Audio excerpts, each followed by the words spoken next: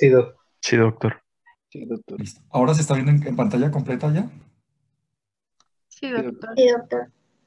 Entonces vamos aquí. ¿Cuál es la importancia de la mañana que vamos a tener hoy? ¿Por qué es tan importante fisiológicamente que ustedes conozcan los líquidos corporales? Como les digo, muchos de estos temas ya lo han visto.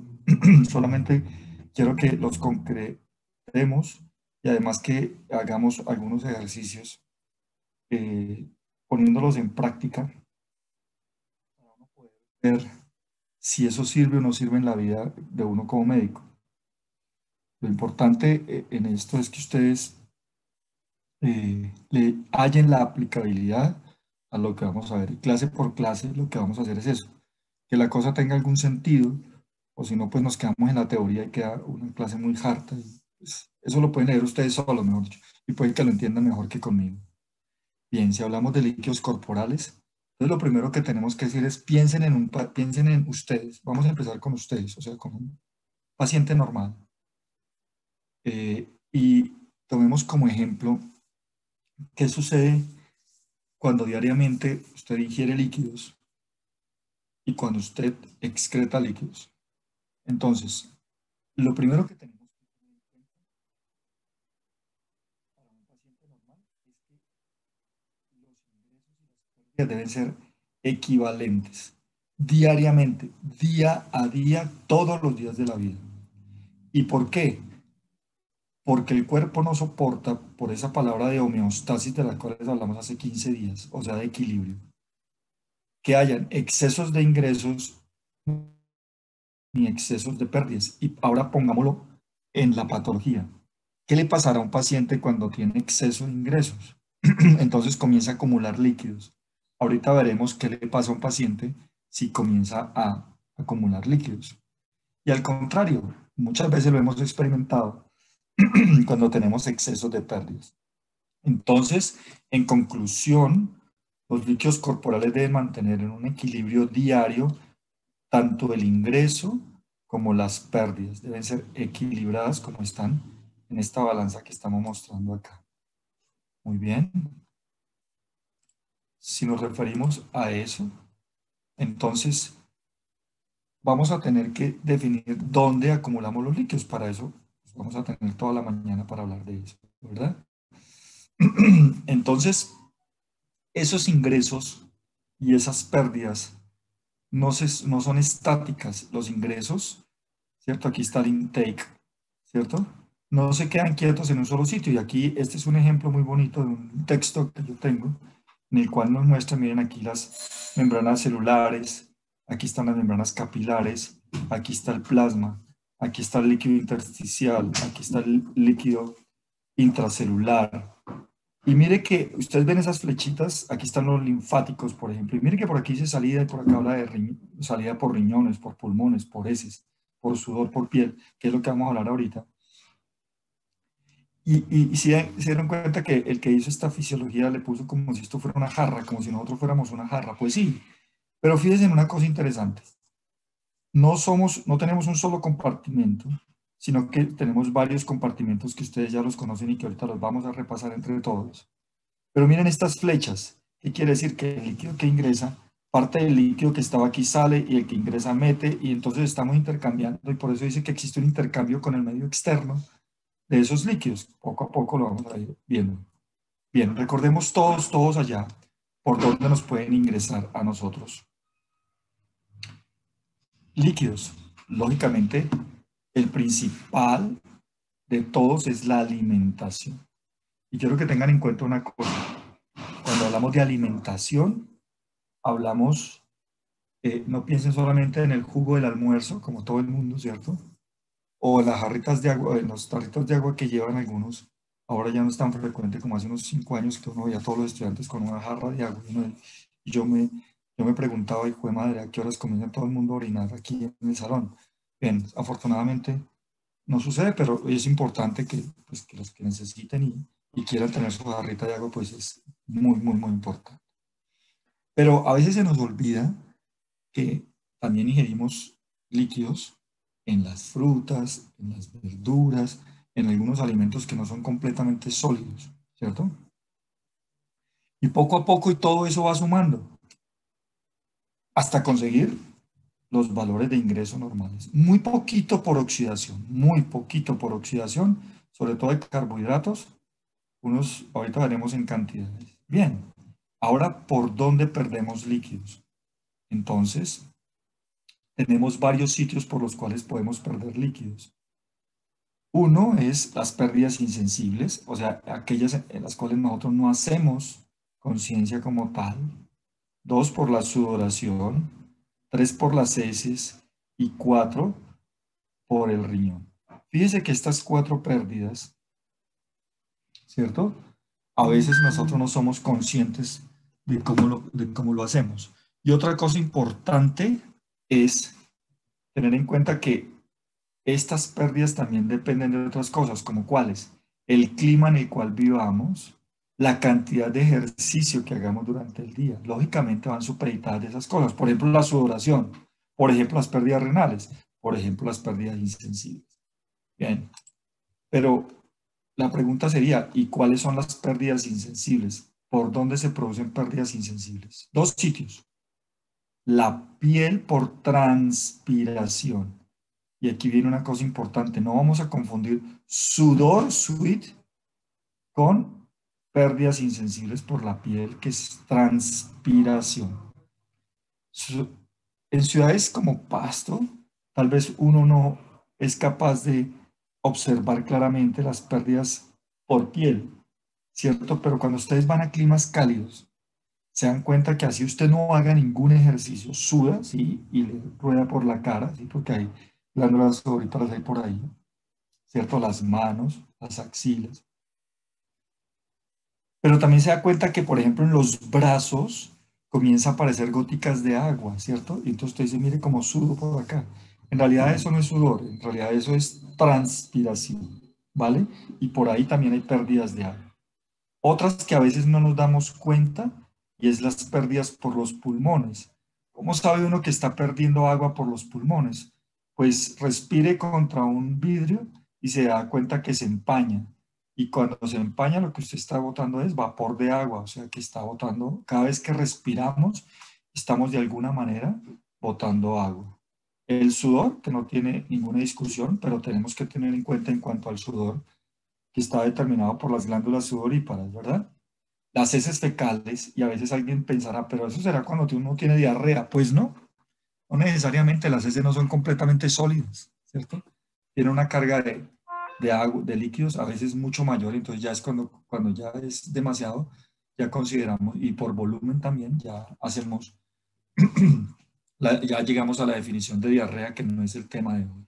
Y lógicamente, por donde es más visible, por donde es más tangible, es por la orina, ¿cierto? Y entonces si hacemos la comparación en una ciudad templada, ¿cierto?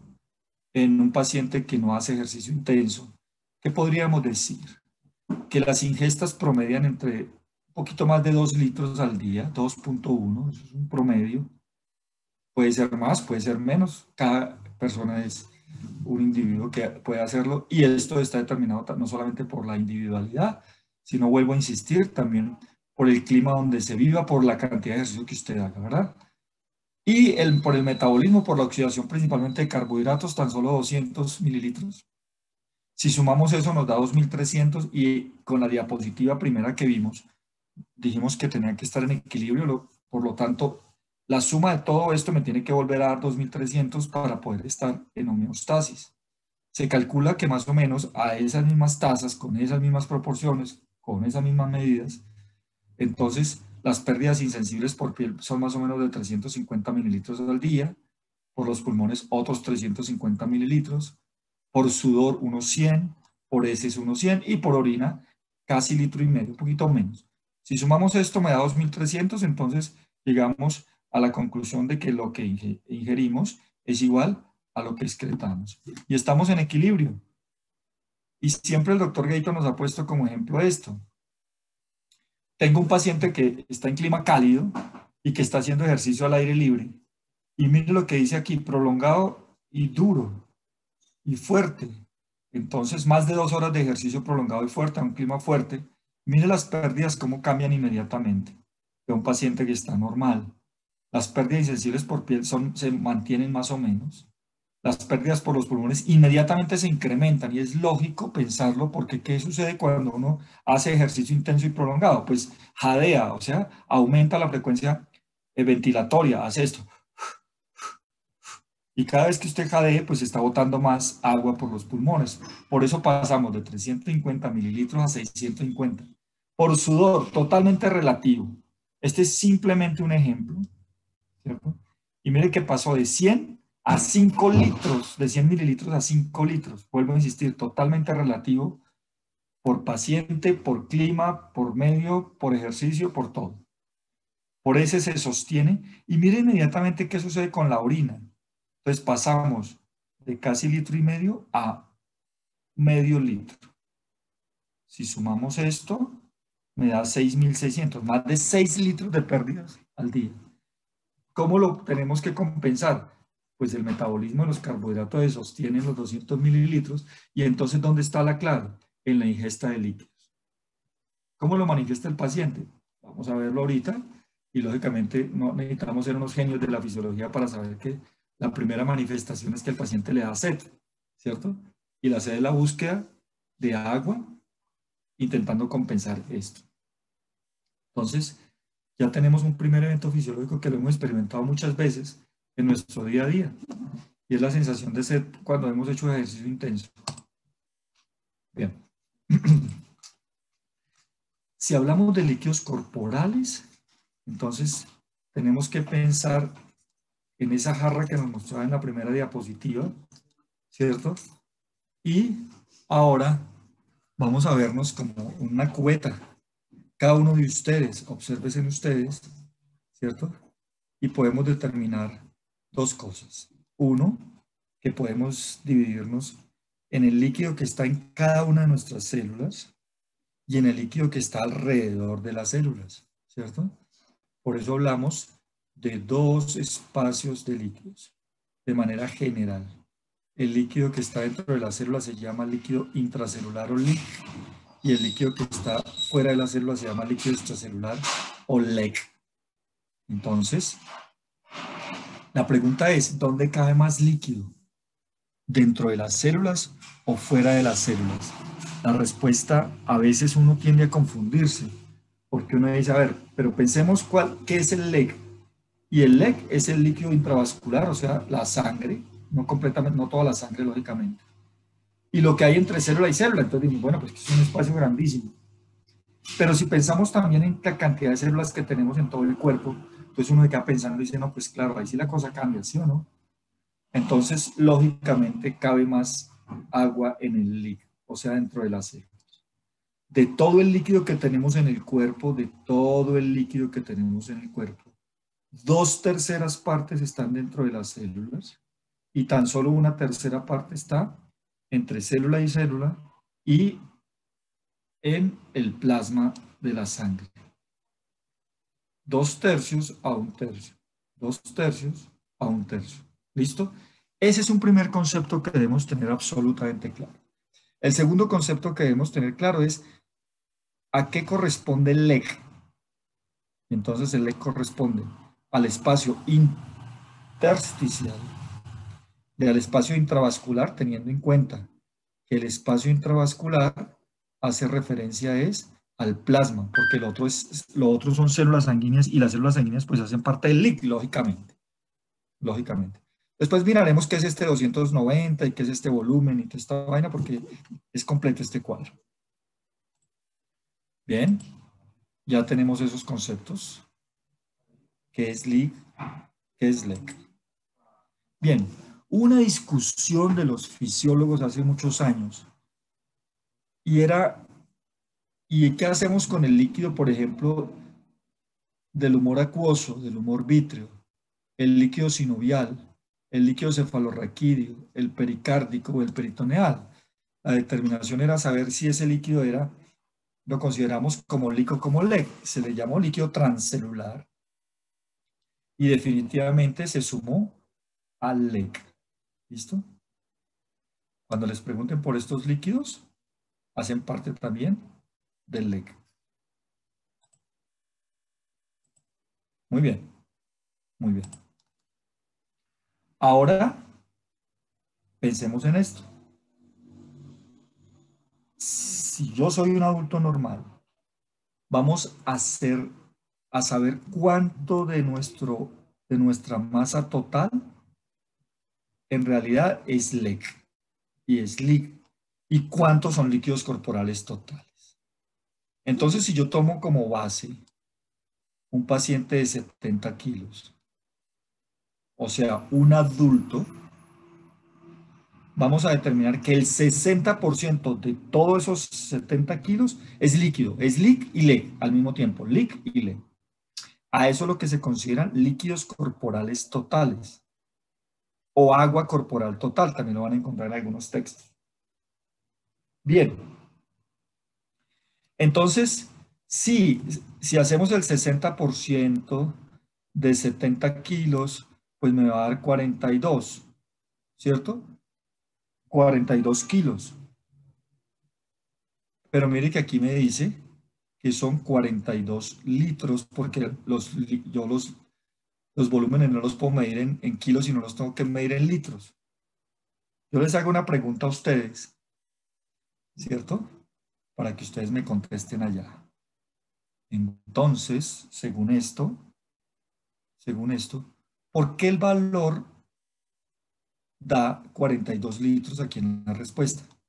¿Por qué el 60% de 70 kilos en líquidos da 42 litros y si lo que da es 42 kilos? ¿Eso se puede hacer? ¿Ustedes qué opinan? Debido a la densidad, doctor. ¿Cómo es el cuento de la... ¿Quién me está hablando? Es que no los puedo ver. Doctor, Bien.